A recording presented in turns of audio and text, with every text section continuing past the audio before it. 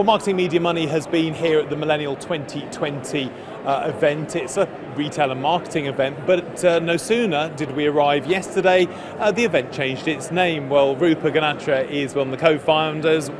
Why have you rebranded? So I think really for us, when we launched the event, it was in 2015, and millennials had just come as this force of nature. They were a consumer that was changing the way that shopping happens, changing the way that brands need to talk to them on the platforms that they need to talk to them. And it was this digitally savvy generation was disrupting the whole commerce and consumer commerce landscape. We've now since then been in 4 continents, on a global tour taking this event around, and what has become apparent to us is that there's so many trends coming our way. It's, whether it's voice, whether it's artificial intelligence and how to apply that into your business. All of these things are impacting brands and consumer brands and retailers today, and so we wanted to create a brand now that allows them to encompass all the trends, including future consumers and younger consumers. Those are the post-millennials. Yes, the Gen Z, they say, but exactly that. So, if you notice today, we've got sessions on all ages of customers. It doesn't matter anymore, like what your age is. The evolution is happening everywhere, and so millennials, yes. Then you've got Gen Z. So you might have seen a couple of sessions around specifically the Gen Z, but it's about just in general, that's so much wider than that, and that's why we came up with the new name FUTR, spelled FUTR, so the future trends. Why do you think this, and particularly London, has grown so quickly? You've got far more exhibitors here this year, you've got 1,000 more delegates this year. Why do you think it's been so successful? So I think it always, in the way we look at our events, is that it comes back to the delegates. And the delegates, in this case, are consumer brands and retailers whose landscape is getting faster and faster. The evolution is happening faster and faster. So there's so many more things you need to be aware of and so many more things you need to think about in your business than you did, let's say, 5 years ago.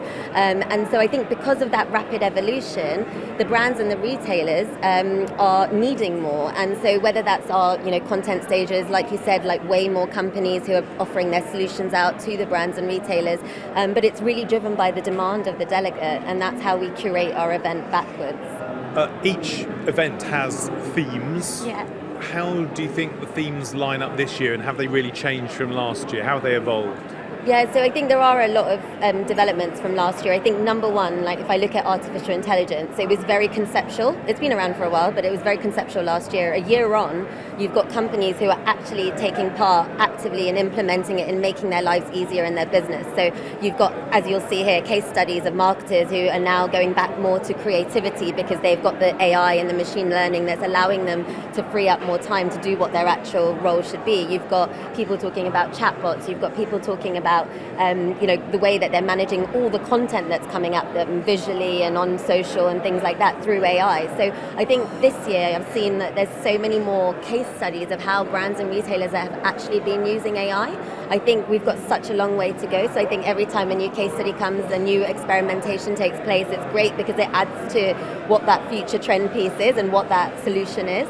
Another one that's been really interesting, so we had Amazon Alexa this morning, and voice has just generally been talked about in quite a lot of areas across the day. So I think voice is, I think people are still figuring out what it means to their business. So if you translate everything back to what it means to a brand or retailer, but you've got brands who are here talking about the fact that they've already launched an Alexa skill, and so there are people willing to experiment and share what's working and what's not. So I think the conversation is just moving further ahead in these sorts of areas.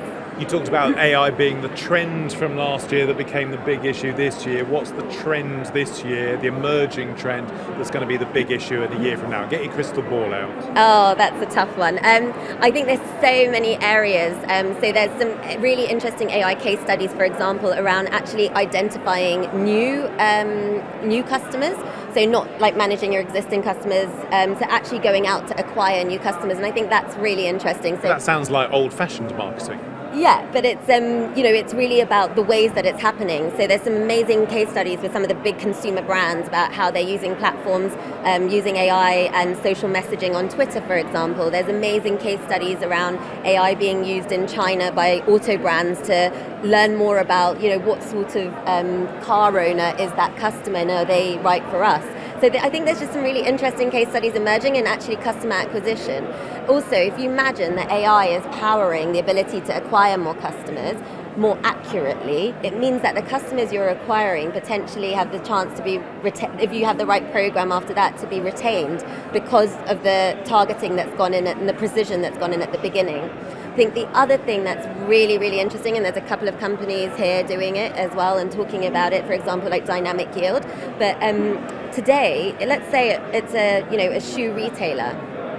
I go on every year to buy some winter boots from that retailer. I want to continue to know about what they're doing in that space of the brand. So I want to know, if I'm touching them on mobile, if I'm touching them on, messaging chats, chatbots, if I'm touching them if they're coming to me on email marketing. I, as a consumer, want to hear more about what they've got happening in that range. And so I think AI is also driving a really amazing level of personalization and doing it personalization at scale as well, which is really interesting. So we're going to have to see if you're right. Rupa, thank you very much. Thank you.